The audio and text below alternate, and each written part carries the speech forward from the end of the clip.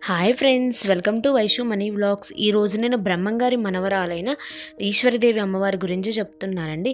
ఆ అమ్మవారు గోవింద స్వామికి గిరియమ్మ దంపతులకు జగన్మాత జన్మిస్తుందని ముందుగానే బ్రహ్మంగారు ఆ దంపతులకు చెప్పి ఉన్నారటండి. అలాగే వాళ్ళకి ఈశ్వరిదేవి అమ్మవారు జన్మించారంటండి.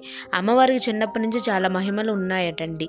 తాతయ్య గారికి చెప్పి నేను ఫలానా ప్రదేశంలో తపస్సు చేయడానికి వెళ్తున్నా అని చెప్పి వెళ్ళిపోయారటండి. స్వామివారు అక్కడికి వచ్చి చూడడం జరిగింది. పోలేరు అమ్మగారు స్త్రీ రూపం ధరించి అమ్మవారికి పాలు ఇస్తూ ఉండడం జరిగింది.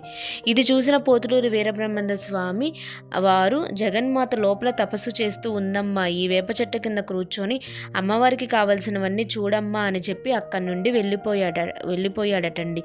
శ్రీ వీరబ్రహ్మేంద్రుల స్వామి దర్శనం సాక్షాత్కరించిన తరువాత తపస్సును విరమించుకొని ఆ తర్వాత అమ్మవారు దేశాటన చేశారట. కంచి, కన్యాకుమారి అనేక పుణ్యక్షేత్రాల్లో ఆమె అద్భుతమైన మహిమలను చూపించసాగారట. ఈ విధంగా ఈశ్వరీదేవి అమ్మవారు శ్రీ వీరబ్రహ్మేంద్ర స్వామి మఠానికి అమ్మవారు పీఠాధిపత్యం వహించారన్నమాట. అమ్మవారు కాలజ్ఞానం, ఆత్మజ్ఞానం విషయాలను భక్తులకు బోధపరుస్తూ స్వామివారి ధర్మ ప్రచారాన్ని గావిస్తూ అమ్మవారు వీరబ్రహ్మేంద్రుల స్వామి మఠానికి పీఠాధిపత్యం గావిస్తూ ఉండేవారట. ఈ అమ్మవారు చూడండి చాలా